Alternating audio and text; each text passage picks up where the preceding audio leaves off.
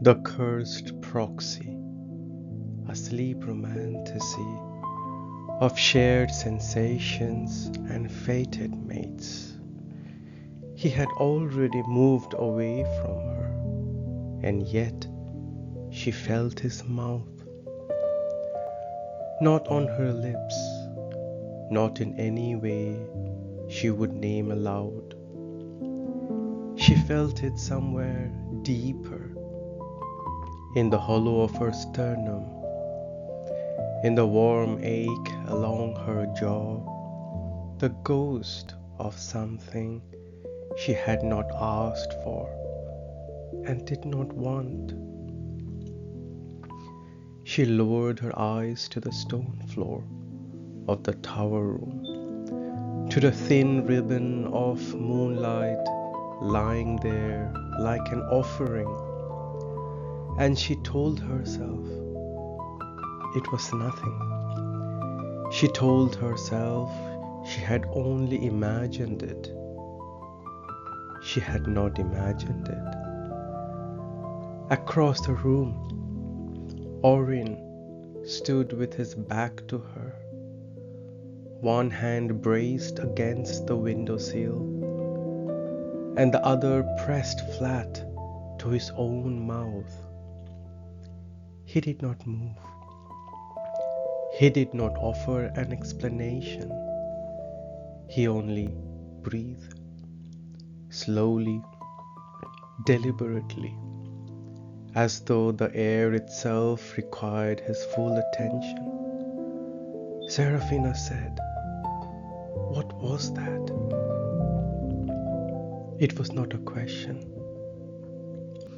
The elder had told them it would be temporary. A shared thread of sensation looped between two unwilling bodies by old moon magic, old enough to predate language, old enough that no one alive fully understood its nature anymore. She would feel what he felt. He would feel what she felt, until the relic was returned to its origin. Neither of them would be entirely their own. Oryn had accepted this with his unusual cold silence. Serafena had said 7 words she regretted immediately. What is mine is no longer only mine. Your shivers move along my spine. Your warmth arrives without a sound, 2 lives in one another wound. Now they were here, in the tower room, and he had kissed her, or she had kissed him, or the bond between them had done something neither of them had sanctioned, and she was still feeling the warm resonance of it along her lower lip, and she was furious. "Say something," she said. "I'm thinking," Oryn replied. "Think faster." He turned at last. In the low amber light of the oil lantern, his face was the same face she had spent 3 months disliking. The severe line of his brow, the mouth that rarely opened except to say something carefully chosen and precisely unhelpful. But his eyes were different now. There was something unguarded in them, something he had not managed to seal away in time. "I felt," he began. "Do not," she said, "finish that sentence." He finished it anyway, because he was Oryn, and Oryn did not leave things incomplete. "I felt you before you said a word. I felt your fear when the elder was reading the binding aloud. I felt the moment it settled over you and I felt. He looked at the floor and then back at her. I felt the part of you that did not want to be afraid, the part that was angry instead. Serafena went very still, because that was the part she had never shown anyone. You had no right to do that, she said. No, I agreed. But I did not. And then, because neither of them had eaten since morning, and the cold of the tower room had been building quietly for an hour, Oryn shivered. A small thing, barely visible, but she felt it pass through her own shoulders like a wave, and she reached for her own arms without meaning to. They both noticed. Neither of them spoke. She moved towards the landlord, not toward him. She was very careful about that, but towards the lantern and the small warmth it offered. And if that warmth happened to reach to him, that was the architecture of the room and nothing else. How long have you been aware of it? She asked. The bond. Since the moment it was made. And before that. He was quiet for a moment. The log shifted in the fire. Outside, the rain moved through the leaves of the old rowan trees. A sound like someone turning the pages of a very long letter. Before that, Oryn said, I was aware of you. The lantern flame leaned sideways. No wind. Just the sudden shared warmth of two people who had been pretending not to notice each other for 3 long months, acknowledging it at last. Serafena felt her own pulse in her throat, and then, because the bond was without mercy, she felt his. She did not know how it happened. One moment they were standing at opposite ends of the room, and the next the bond did something it did not do before. A sharp pull. A sudden constriction, as though someone had drawn a cord between them tight. And she gasped, and her hand went to her side, and there was no wound there. No, but there was pain, real and specific. And when she looked up at him, she saw that his jaw was set, and his breathing had changed. Oryn, it is old, he said. Do not worry. Old wounds do not. She stopped. She pressed her palm to her own ribs and feeling the echo of something deep and not quite healed. When did this happen? He looked at her for a long moment. He was deciding something. She could feel that too. Now, a quiet deliberation behind his eyes, a weighing. The first night I arrived, he said, the same night you arrived, in the outer passage, before we were formally introduced, there was a pause. There was someone who did not want either of us to reach the elder. She had thought she was alone that night. She had thought the shape in the doorway, the sound of a body moving fast through the dark. She had thought that was only her own fear, her imagination. You were already there? Yes, Oryn replied. You? Yes. She felt the truth of it arrive in her body before her mind had finished forming the question.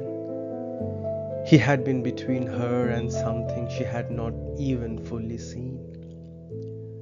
And he had not told her, and he had been carrying the echo of it for 3 months. In the silence he had always presented to her, in the careful distance he had always maintained. All this time your silence was a doorway. I walked through it and did not see the door. Thought I was moving in my own story when you already written the first 4. She did not cross the room. She sat down on the low stone bench near the lantern and she looked at the space between them. And after a moment, he sat too, at the far end of the same bench, not close, but no longer at opposite ends of the world. The rain continued. The fire settled. Does it hurt now? She said, her voice softer than she intended. Less than it did, he said. She thought about that. She thought that the fact the warmth was shared between them, not only pain, that the proximity of her body to the lantern flame had likely reached him and likely done some small gentle work on whatever still ached in his side. She thought about how strange it was to offer comfort without choosing to.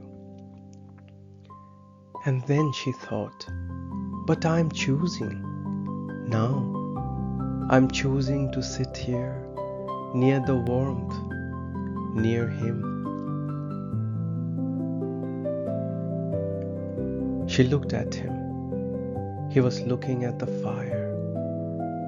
When this is over, she said, when the relic is returned and the bond is severed?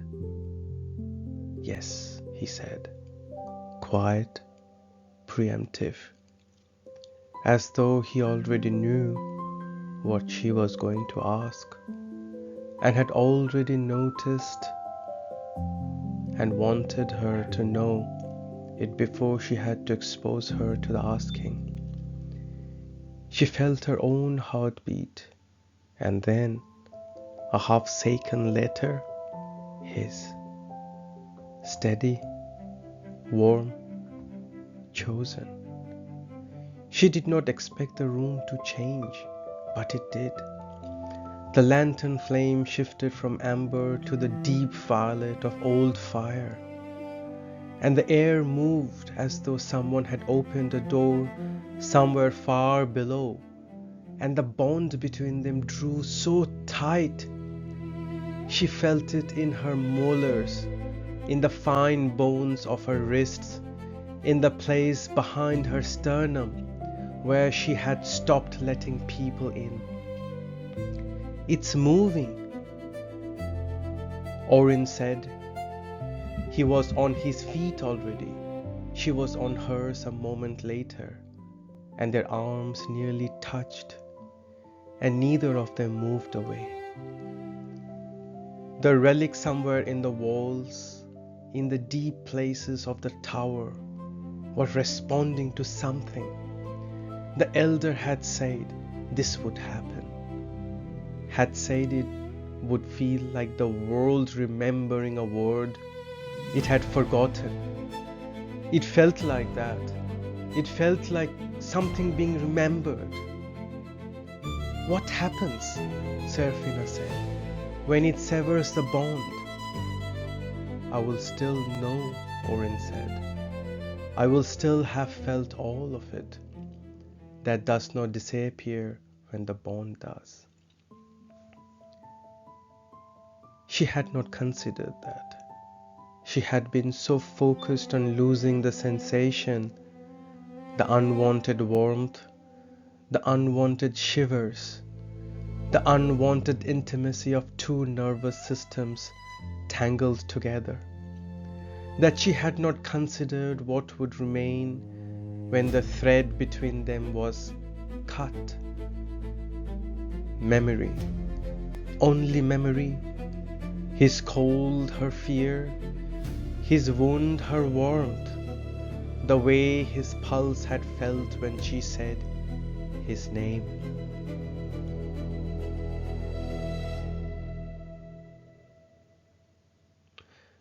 When they sever what was woven, will I still remember how you were?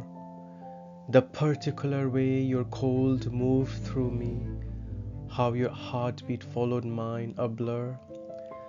I think I will. I think the body keeps what the law forgets to take. Your warmth is mine now, even after, even in the morning when we wake. The relic found them, or perhaps it was the other way. Perhaps they had been moving toward it all evening, drawn through the logic of the bond, through the shared warmth and shared pain and shared pulse, until they were exactly where the old magic needed them to be. The violet light filled the room. It was not unpleasant. It was the color of old velvet, of the hour before dawn, of something that had been waiting a very long time to be resolved. Serafena felt the bond shift. She felt it prepare to release, and in the moment before it did, in the last instant, she could feel everything he felt. She felt this relief, and underneath the relief, so quiet, she almost missed it. So carefully held, she understood he had not meant for her to feel it all at all. A grief so small and so particular, it had only one possible shape. Her name. He was thinking her name. The bond severed. The light went out. In the sudden silence, in the sudden separateness of her own body, she became aware of two things at once. The absence of his warmth along her skin, and his hand, warm and real and chosen, finding hers in the dark. Not a ghost, not a bond, not magic, just his hand, just the decision of it. We were bound and now we are free, and freedom feels like this. Your hand in mine, not by any law, only because you wished. Sleep now. You are safe. You are held. Good night.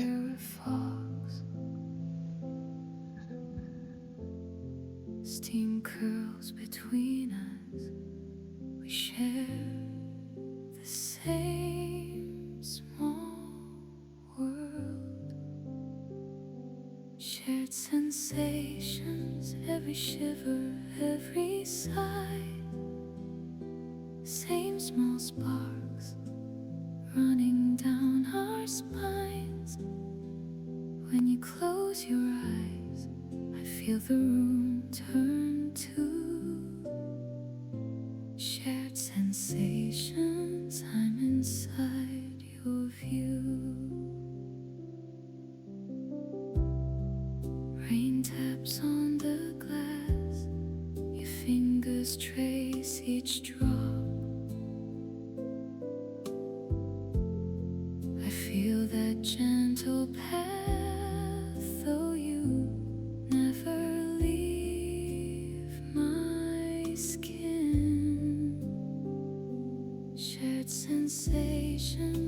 every shiver, every sigh. Same small sparks running down our spines. When you close your eyes, I feel the room turn to shared sensations. I'm inside your view. Your laugh in the dark lights up my veins. Two hearts, one echo. We move the same. Share